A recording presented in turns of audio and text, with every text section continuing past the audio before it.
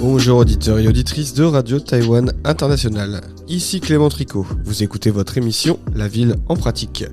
Aujourd'hui, c'est l'heure de notre revue de presse du mois de février et de début mars, disons. On va commencer à parler d'un sujet qui inquiète à la fois à Taïwan mais donc aussi en Europe, la sécheresse. Il n'y a donc pas qu'en Europe que le manque d'eau inquiète, à Taïwan aussi, et notamment dans le sud, la moitié sud. Plusieurs mesures ont été mises en place pour gérer les ressources en eau, et à travers plusieurs articles de presse, nous revenons rapidement sur cette situation. Nous aborderons aussi 2 numéros du magazine TA Mag sur l'architecture taïwanaise. L'un des numéros est consacré aux architectes émergents en Asie du Sud-Est, signe que la qualité de leur réalisation commence à intéresser aussi à Taïwan, un pays qui s'intéressait pas énormément aux architectes en provenance de ce pays. Le second se concentre aussi sur l'anniversaire de l'Institut d'aménagement de l'Université nationale de Taïwan, d'où sont sortis de nombreux urbanistes taïwanais et taïwanaises qui contribuent aujourd'hui au développement urbain du pays.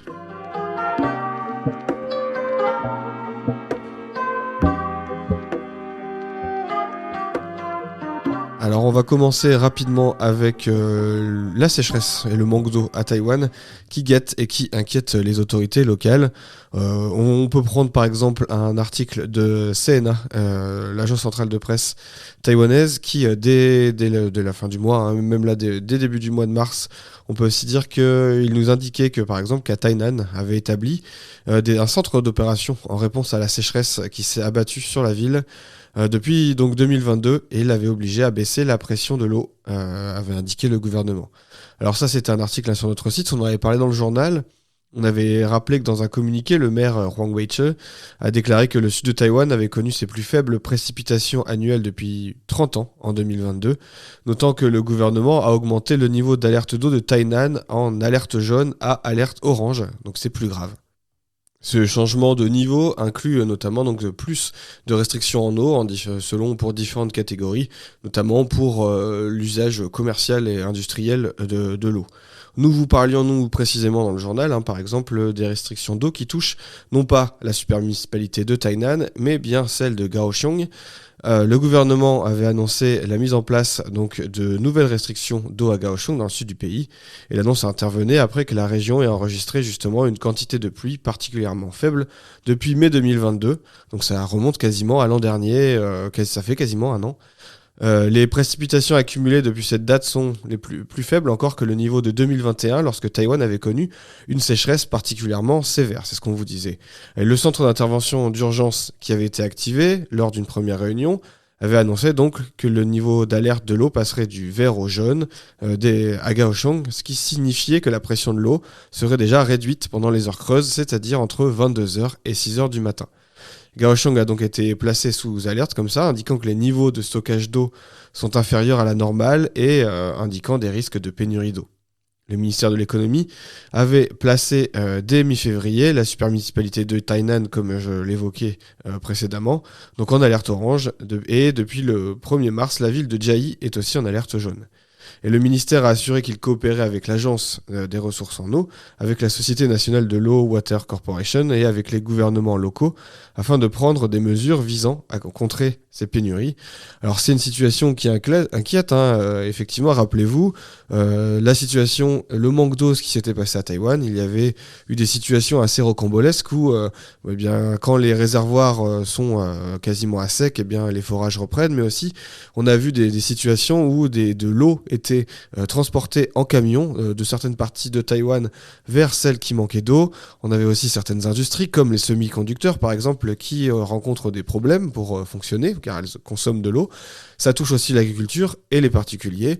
Et donc cette situation environnementale et climatique inquiète. Donc comme je le disais, à Taïwan, il faudra suivre de près la situation et l'évolution et l'impact sur la société taïwanaise. Alors, je voudrais vous parler d'un article rapidement, en tout cas on va dire, des 2 numéros qui sont sortis en janvier et en février du magazine Théa Mag. Alors pourquoi je vous parle de ça? Parce que ça m'intéresse de faire un zoom notamment sur celui qui était consacré aux architectes émergents en Asie du Sud-Est. Alors, ce qui est intéressant là-dessus, c'est que pour avoir quand même pas mal côtoyé des architectes et des urbanistes taïwanais, eh bien effectivement, souvent, je leur demandais les liens qu'ils pouvaient avoir avec des architectes originaires, je ne sais pas moi, de Thaïlande, du Vietnam, etc., car il y a des agences d'architecture très connues et très créatives dans ces pays.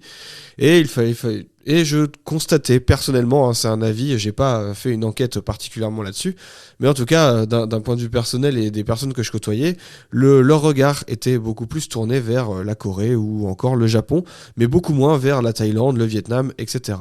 Et bien donc le magazine Théa Mag a décidé pour son volume 328 de consacrer un numéro spécial à la créativité donc de ces architectes émergents en Asie du Sud-Est, et je trouve que c'est une excellente chose si les architectes taïwanais peuvent un peu s'inspirer, en tout cas voire échanger professionnellement avec cette vague d'architectes qui nous vient donc d'Asie du Sud-Est.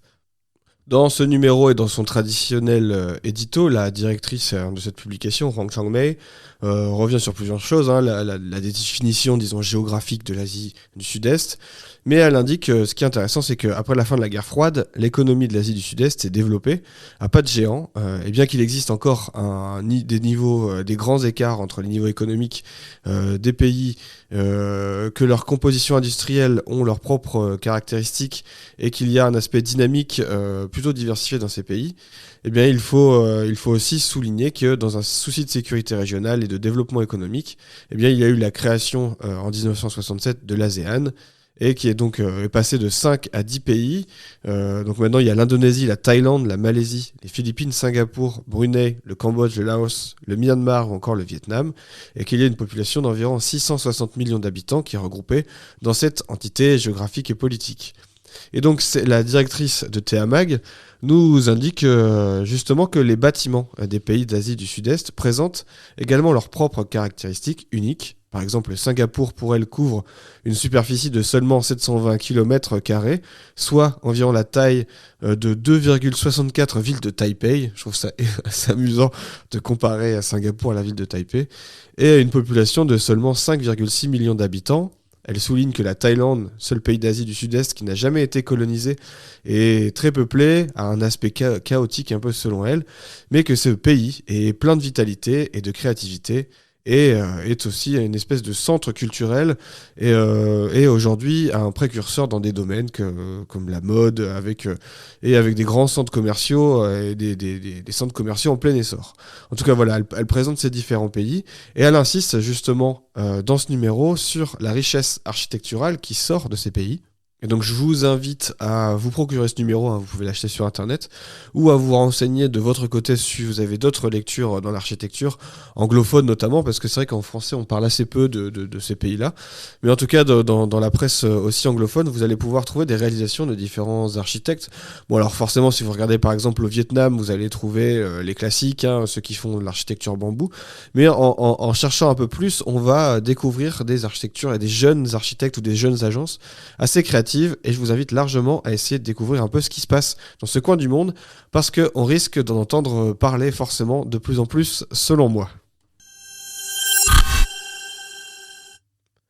Autre numéro de Théa Mag dont je voulais rapidement vous parler, hein, très très rapidement, ça c'est un numéro qui est sorti spécialement pour, on va dire, l'anniversaire de l'Institut d'aménagement et de construction de la National Taiwan University, donc l'Université nationale de Taïwan.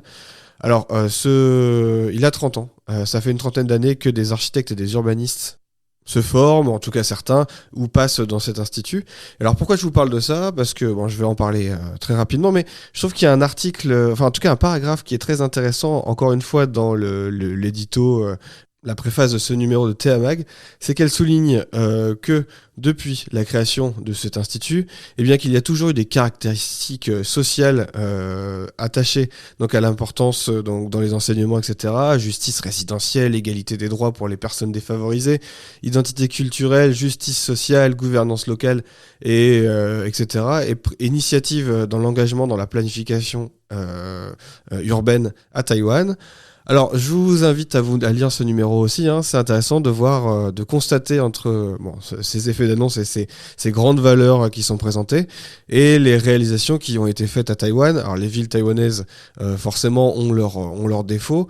Et l'immobilier, par exemple, n'est pas forcément... si je devais penser, par exemple, d'un point de vue personnel, à un pays qui défendrait le plus le droit au logement que les autres. Alors en tout cas en ce moment il y a énormément d'efforts qui sont faits à Taïwan sur le logement social, mais c'est vrai que le secteur immobilier à Taïwan est quand même très tendu et l'immobilier est très élevé pour une qualité assez médiocre. Donc cette notion de droit au logement et de justice sociale dans l'immobilier, la manière de faire la ville, elle se questionne. Alors, c'est pas tout noir tout blanc, et donc c'est intéressant de voir un peu justement comment pense un institut qui crée la ville aujourd'hui à Taïwan. Et je pense que c'est une lecture, si vous vous intéressez à la ville, à l'architecture taïwanaise, ça vaut le coup, ne serait-ce que d'un point de vue historique. Alors vous le savez, on finit toujours l'émission par 2 rubriques spéciales, donc à savoir l'architecture du mois ou le bâtiment du mois. Alors pour l'architecture du mois, je vais vous renvoyer vers des émissions qu'on a fait dans la ville en pratique, où on allait sur le terrain rencontrer en tout cas le représentant d'une agence d'architecture qui s'appelle Michel et Mickaël. Alors on avait rencontré Jérôme Blanche.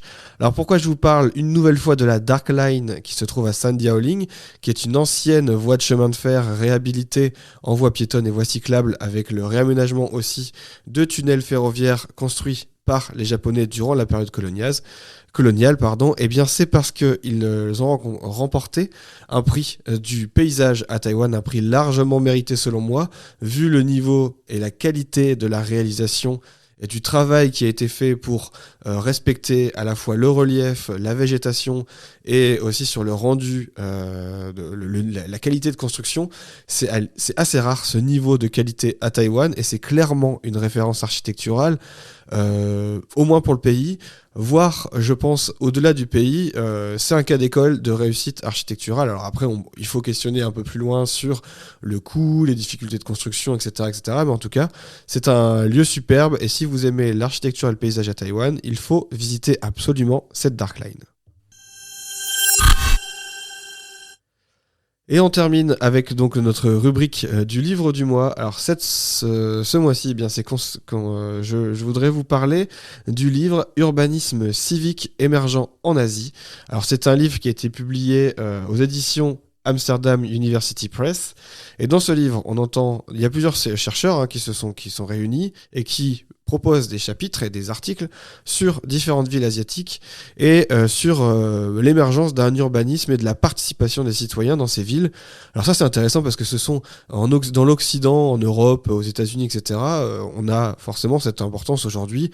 L'urbanisme, on parle beaucoup de concertation, de participation citoyenne aussi, et donc on peut voir que c'est aussi le cas en Asie. Alors, les villes qui sont présentées, les cas qui sont présentés, on peut aller à Hong Kong, à Séoul, à Singapour, Taipei par exemple, et on parlera certainement un peu plus de la ville de Taipei dans les prochaines émissions, justement sur ce point, ou en tout cas moi j'en parlerai certainement sur mes réseaux sociaux, vous pouvez me suivre sur Twitter @tricocé, et c'est intéressant de voir justement cette implication dans les pays asiatiques de la société civile et questionner ce concept d'urbanisme civique et de voir quel impact ça sur la ville et comment ça se fait, et pour pouvoir aussi comparer à nos villes européennes. Donc je vous conseille de mettre la main sur cet ouvrage qui est très long et très complet et toujours avec des chercheurs de qualité qui ont proposé des chapitres, et on va s'arrêter ici pour cette rubrique.